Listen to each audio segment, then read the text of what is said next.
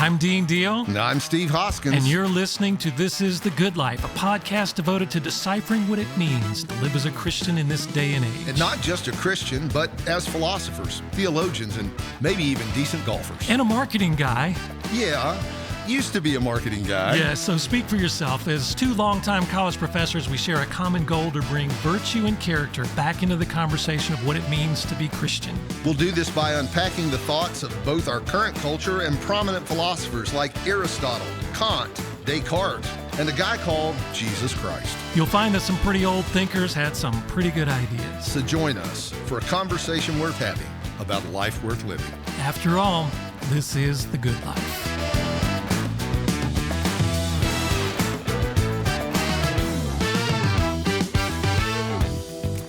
So, Steve, in our journey through the practices, and we have moved from the individual practices into the corporate, and we do harm to the entire concept to speak of them that way. But it's a harm that they do to themselves. Yes, That's the way I like to think exactly of it. right. It's not like you and I decided we're not the first. No, we're not. Right, you know. We're not. And so we're going to talk about witness. And what does it mean to be a witness or to have a witness? But the act of witnessing. Yeah, and this was a part of our growing up. It was called testimony time. You had to have a witness, and it got. And we worked hard on our testimonies. We did, and I have testimony envy. I just need to say this: I don't have much. My testimony. It was not like I mean, I remember these people who were out chasing the devil and they joined the circus, exactly. and then they got 8 tattoos, which God apparently removed from their bodies as if by magic. Brother Guess. And here I am on my side, sniffing markers and hyperventilating in a paper bag. Yeah, that's about all I got. That's all I got. Well, I'm sorry. Yeah, I used and the to bag just, had a hole in it. It didn't even work. Yeah, as soon as they bowed their heads to pray, I was out the door. It's that simple.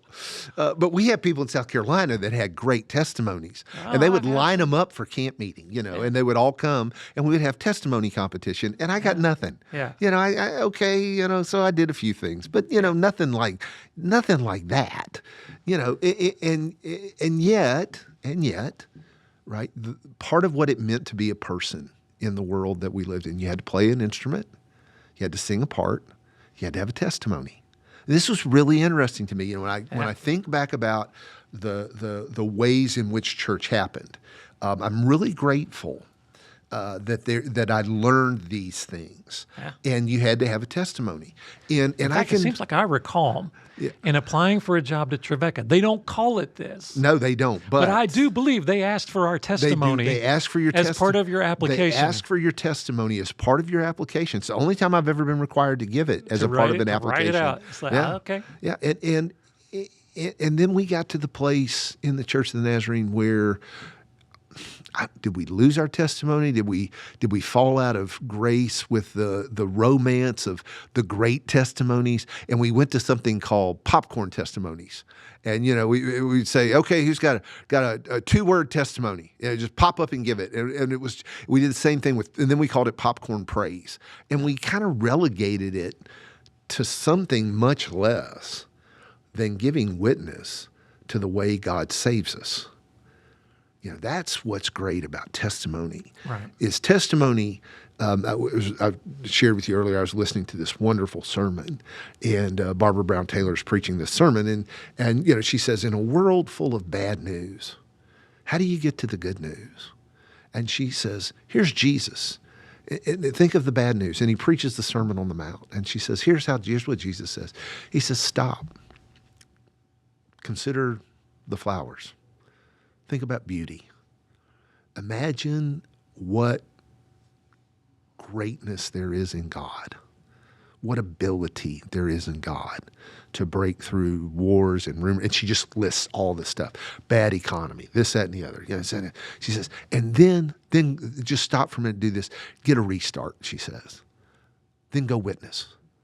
And I think that's where the power of the practice of witness is for those of us who are trying to be Christian in this day, who are doing the discipleship model, because it is necessary. It's one of those things. Jesus doesn't say, "Hey, when you feel good about yourself, share something nice."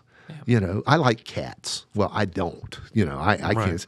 Or I quit smoking. Well, I never smoked. I find cats like themselves enough that we don't have to like them. We don't have You just to. really relieve me of a lot of guilt. Yes. Okay, because I hate cats. I have never yet met an insecure cat. There was a woman that lived next door to us when I was growing up that had 17 cats, and I hate them. I hate them all day long.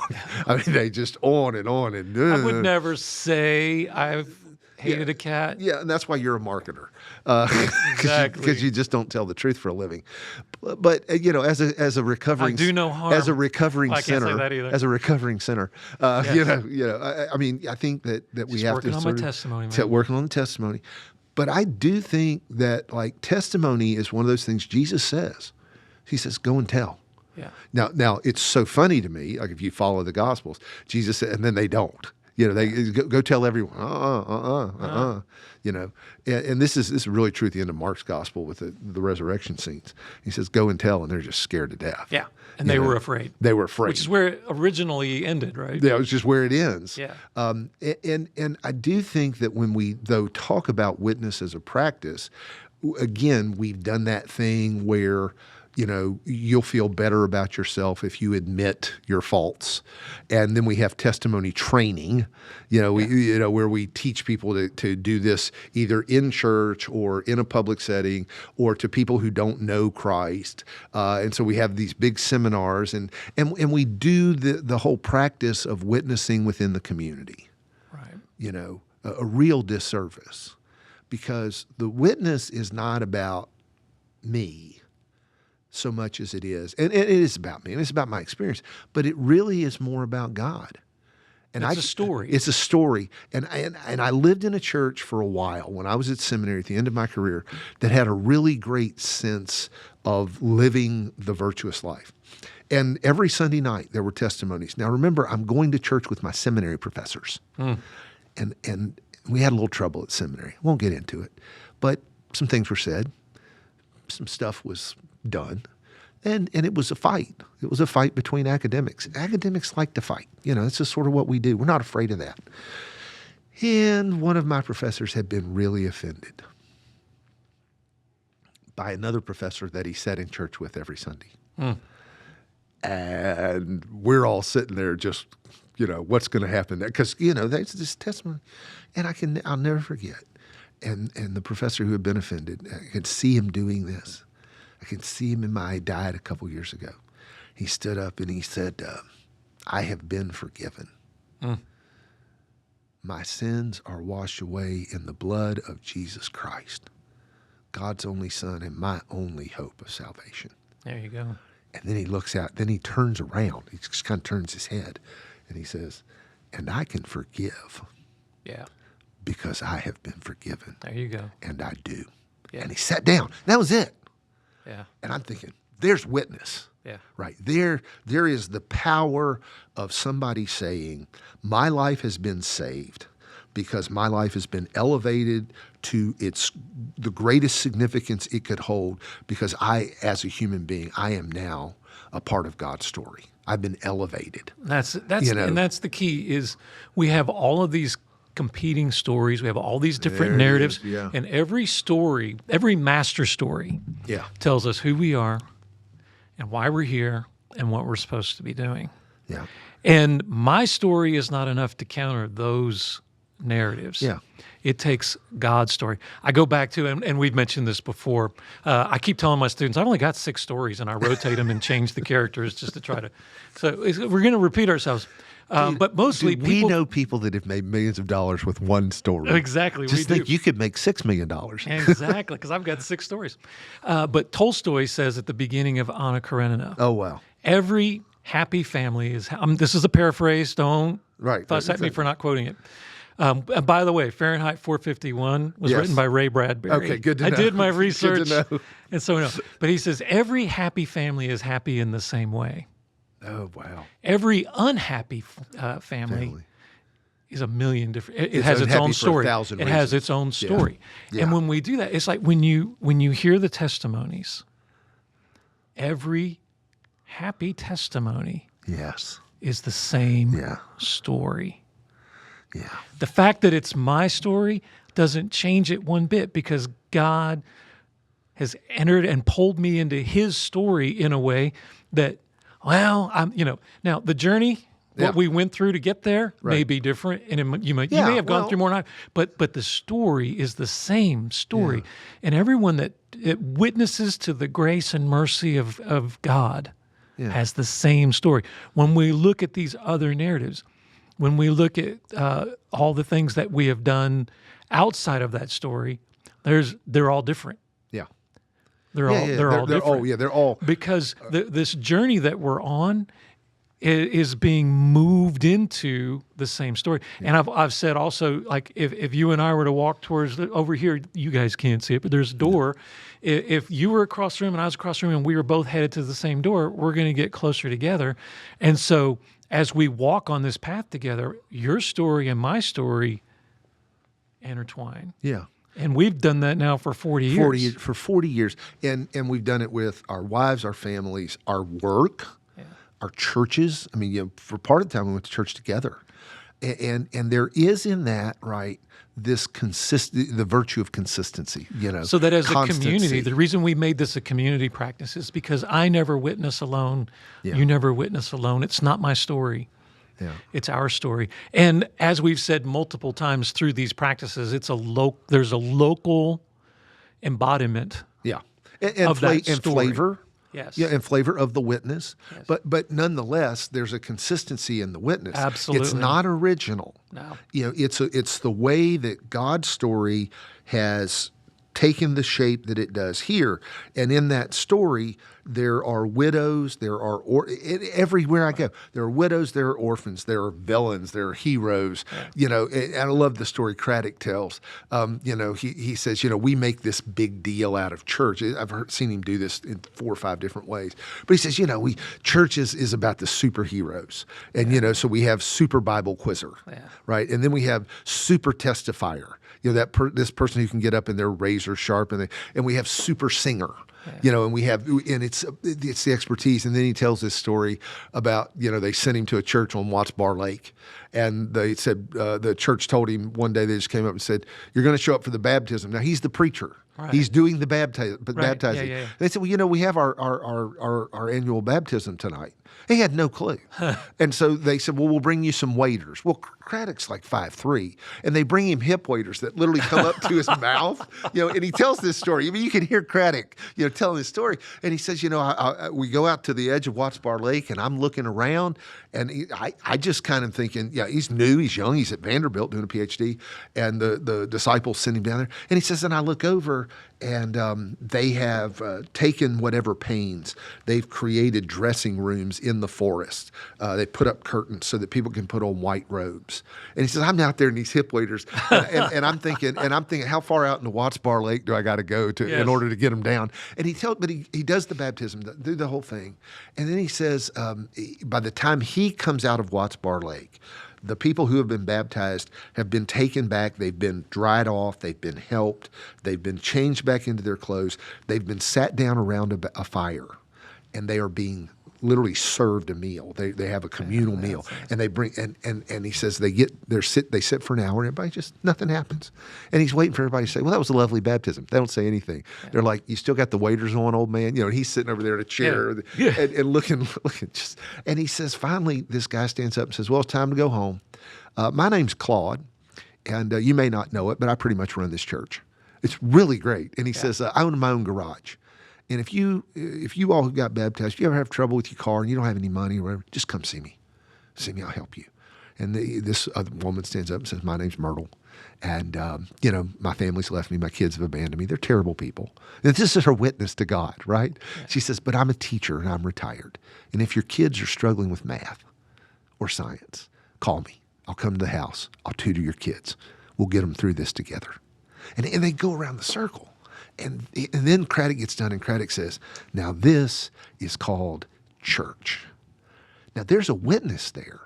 There's a baptism there. There's a conversion there. So much of what we've lost in terms of the joy and the wonderful beauty of witness, the practice of witness, is we've lost the idea that witness is about conversion. and it's about That's conversion. so good. It's about conversion unto perfection. Yes. And perfection is not super singer.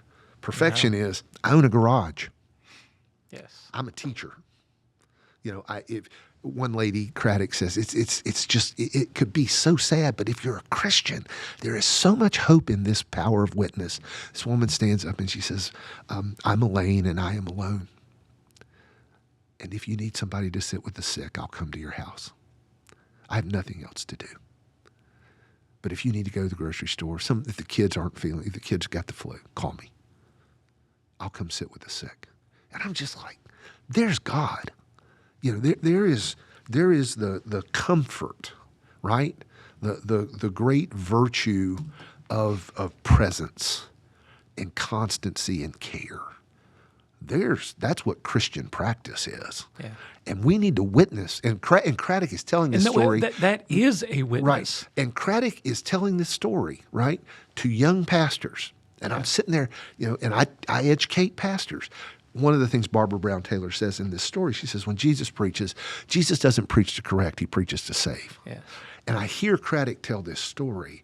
I hear my other teachers telling the stories, you know, that are now a part of my repertoire. Yeah. And I tell them better than they did. You know, I'm great at it. But you know, and I'm realizing, we're not doing this to correct their theology. Right. We're doing this to save the world. Yes. To save them, you know. And we have to witness. And part of that witness is, I was once a sinner, but I came, pardon to receive from my Lord. It was freely given, and I found that he always kept his word. There's a new name written. That's part of it. Yeah. But part of it is, I'm so saved I can sit with the sick. Yeah.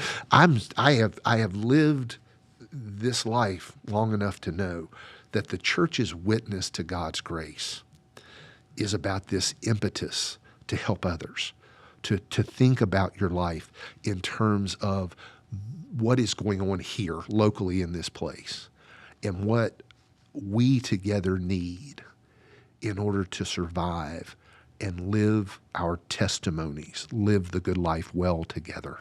Yes. We need literacy. We need care. We need to be able to go to our jobs. We need to be able to live in such a way that people realize our lives are prayer. You know, we're not there to scream and holler. We're there to do our jobs and to tell you we want to be a part of the goodness of this world. And the thing is, when we live life well together, that becomes our witness. Yeah. Not my witness, not your witness. It becomes our witness. I was watching Michael Pollan's documentary called Cooked on Netflix. See, you're so much more advanced than I am. You know, I listen to the occasional podcast, but you Ray Bradbury, you're science fiction. You're out there, you know, with documentaries, the hot thing today. Yes. I'm still podcasting. You're documenting it. So he interviews Sister Noella, the cheese nun. Have you heard of the cheese nun? Oh, yeah. Well, unfortunately, but yes. He talks to the cheese nun. And first of all, he talks about, all right, you're a nun. How could you be a microbiologist as a cheese nun? It seems like that's science as opposed to faith. And she goes, well, I've been told before, you know, you should study theology. She said, but when you see the world through a microscope and you see the beauty of how these things that happen in nature, I take milk and I put it out here and the air makes it. Yeah. And she goes, I look at it and I see the glory of creation and I see my creator and I see it through this lens. Yeah. And then she says this beautiful thing. And she says, they asked me, well, you're making cheese and the cheese goes out into the world. And I thought nuns were to be cloistered and set apart and separate. And she said, we are set apart, but we're not closed off. Yeah. And she said, we are not here to pull ourselves out of the world. We are here to be a witness to the world that there's an alternative to what the stories that you're hearing. Yeah. Now, she didn't use those exact words. I'm translating it, but that's the idea. And there's so much there. There's so much there about the history of monasticism and the way that it's been caricatured. Yes, and versus what it has been. What it's actually been. And what it actually has been the place of the preservation of healing, the place of the preservation of knowledge, the place of the preservation of the arts, ways not only of performing music or painting, but the techniques, the making of instruments, the development of paint. The idea of a steam engine comes out of the monastery. The clock comes out of the monastery. And if you look at the history of roads, quite often roads in the world where we don't just sort of build economies, we push towards those places where we can be saved. Yes. The roads that are built are the roads that are built by people in need of the monks. And to have this monk, this cheese nun. The cheese nun, which is, she doesn't sell T-shirts or anything. I know, but she should. And it's kind of like, is it the Cheez-It rabbit? I don't know what it is that the Cheez-It person is, but whatever that is, the tiger, it just kind of confuses me. But that's a personal problem. But it's just true. Cheetos. Yeah. Okay. Thank you. And it's a cheetah. Okay. Well, thank you. See how those go together? Yeah, I do now. Thank you so much, which tells you how much I actually pay attention. But to hear this woman saying, no. What I am doing is a practice that is enmeshed in a meta narrative and a grand story that is the story of God, that is about the tradition, right, of witnessing to the world, to have eyes to see that. Yes. This is part of what witness is for. Part of what witness is for is to cajole, right? That's what I like. I don't like the word persuade. Because I think they're sinners. And I think sinners are bad people. And I think sinners have to be cajoled. I don't think persuading ever helps. That's just me. That's God's job. Yeah, well, yeah. We're always wanting to step over into God's job description. Yeah, I grew up amongst people that would literally take hat pins out of their mother's hats and like this, in the middle of the night around the prayer altar in South Carolina. I might have been able to win a Bible quizzing tournament if someone had been behind me with one of those. That's right. See? It's good. But part of what's going on here, right, is that there is this great movement. It's a movement of the Spirit that takes a person's life. Microbiologist? Can you think of anything less fun? I mean, is there a less fun, major than microbiology? I'm sure we could come up with one, but I'm struggling. I'll tell you this, she didn't seem bored. Yeah, no. And that's the thing, because it is the thing. I mean, it is to look at the milk. It is to learn to use a microscope. It's the grand, it's being discipled in this way, but it's having a story to connect it to, and that story connected to the great tradition of the witness of the church to God's glory. Yes. Which is how people get saved. And she didn't discover God through microbiology. No. God reimagined microbiology for her, so that when she's looking at the same thing her teachers were looking at, and they're saying, well, now this is going through here, and she's like, no, this is the hand of God. Yeah. This is a practice not where you don't get your beliefs. This is the practice where you learn to actually see. And that's it. Have you ever God is doing? Have you ever read Life Together? Oh, Dietrich yeah, of course. Bonhoeffer. Yeah.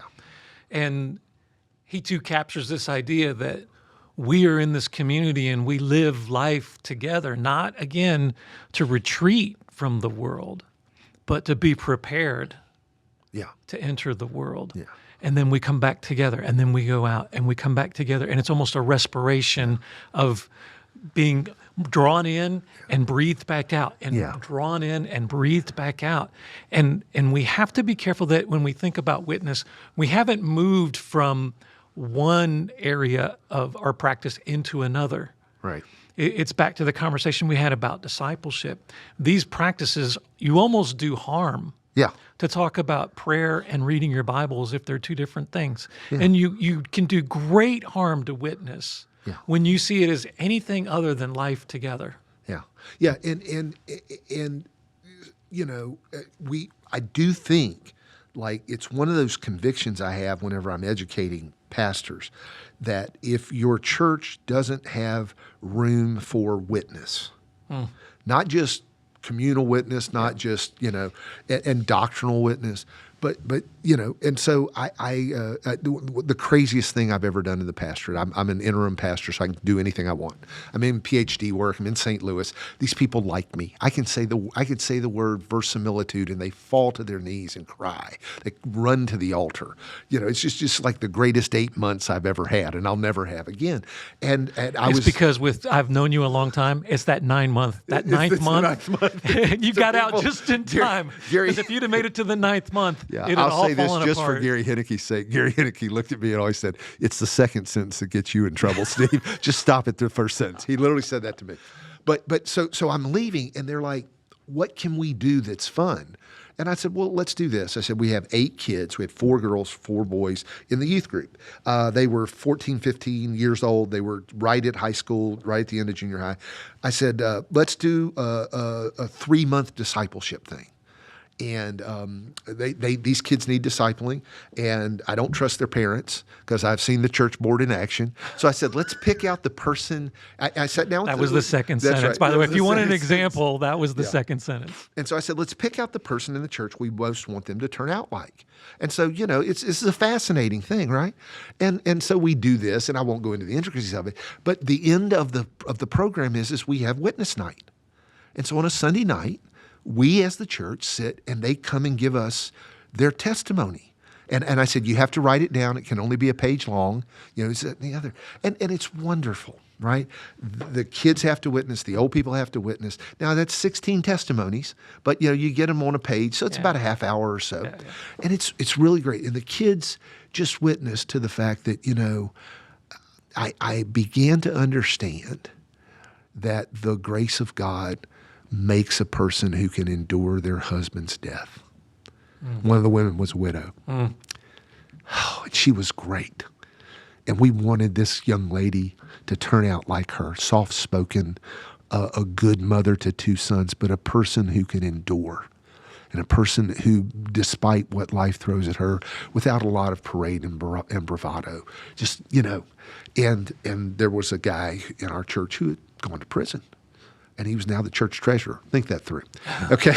Just think that through. And we had a young man who we were scared, right, was going to end up. And so we paired them up together.